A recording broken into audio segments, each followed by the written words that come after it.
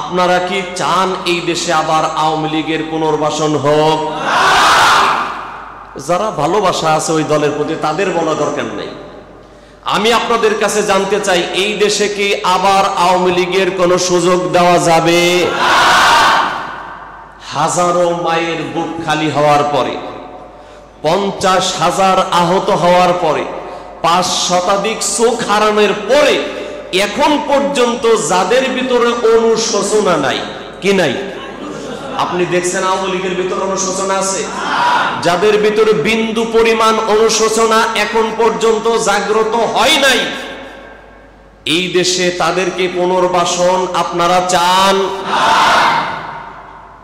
আপনারা চান আওয়ামী লীগকে এই দেশে পুনর্বাসনের কোনো সুযোগ দেওয়া হবে? এই ব্যাপারে যদি সেনাবাহিনীর সাথেও এই দেশের মানুষের সংঘর্ষ হয়, আবার যদি এক সাগর রক্ত দিতে হয়, জীবন দিতে হয়, তবু এই দেশে আওয়ামী লীগকে প্রতিহত করার জন্য কারা কারা রাজি আছেন? 2 হাত উঁচু করে দেখান। আল্লাহ আমাদের কবুল করে, বলেন আমিন। প্রয়োজনে আমরা আবার রক্ত দেব, প্রয়োজনে আবার জীবন দেব, আবার যদি কোনো রক্তক্ষয়ী সংঘর্ষের মুখোমুখিও হতে হয়, তারপরেও এই দেশে চূড়ান্ত বিচার আওয়ামী লীগের এবং খুনিদের হওয়া না পর্যন্ত তাদেরকে এই দেশে পুনর্বাসন করা যাবে? করা যাবে?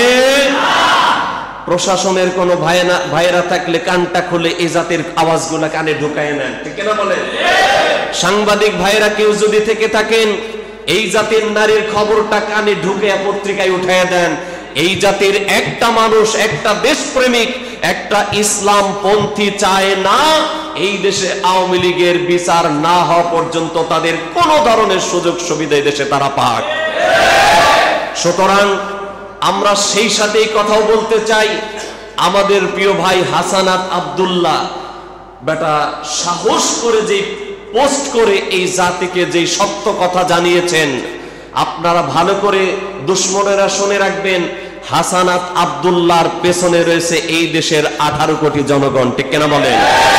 হাসানাত আব্দুল্লাহর যদি একটা শরীরের লোম এদিক সেদিক কেউ করার চেষ্টা করে, তাহলে টেকনাফ থেকে তেতুরিয়া, রূপসা থেকে পাথুরিয়া পর্যন্ত আন্দোলনের দাবানল জ্বালিয়ে দেওয়া হবে, যেটাকে রুখবার মতো ক্ষমতা কোন স্বৈরাচারের এই দেশে নাই, ঠিক কিনা বলেন?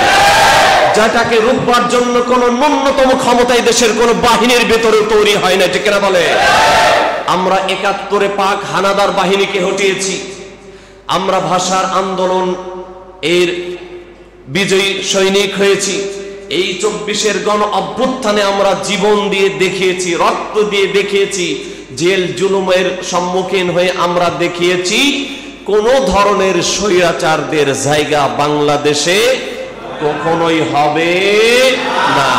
সুতরাং যে যেখানে থেকেই চক্রান্ত করেন না কেন, কোন ধরনের চক্রান্তের সুযোগ এই দেশে দেওয়া হবে ইনশাআল্লাহ। সেই সাথে আমাদের দাবি, সেনাবাহিনীর ভিতরে আমাদের বিশ্বাস রয়ের অনেক এজেন্ট আছে, তাদেরকে অনতি বিলম্বে এদেরকে প্রতিহত করতে হবে, ঠিক না বলেন? পুলিশ বাহিনী, র্যাব বাহিনী, এনএসআই, সিআইডি, ডিএসবি, পিবিআই সহ, এবং হাসানাত আব্দুল্লাহ বলেছে এদেশের কিছু রাজনৈতিক দলও তাদের সাথে জড়িত হয়েছে, ঠিক না বলে? সুতরাং যারা খুনিদেরকে বিচার না চেয়ে তাদেরকে পুনর্বাসন চায়, ওরা যত বড় দলই হোক, যত দেশপ্রেমিক গল্পই শোনাক না কেন, জাতিকে বুঝতে হবে ওরাও নব্য স্বৈরাচার, ঠিক কিনা বলেন? এই জাতীয় তাদেরকে ধিক্কার দিয়ে ইতিহাসের নিকৃষ্ট ডাস্টবিনে নিক্ষেপ করবে, ঠিক কিনা বলেন?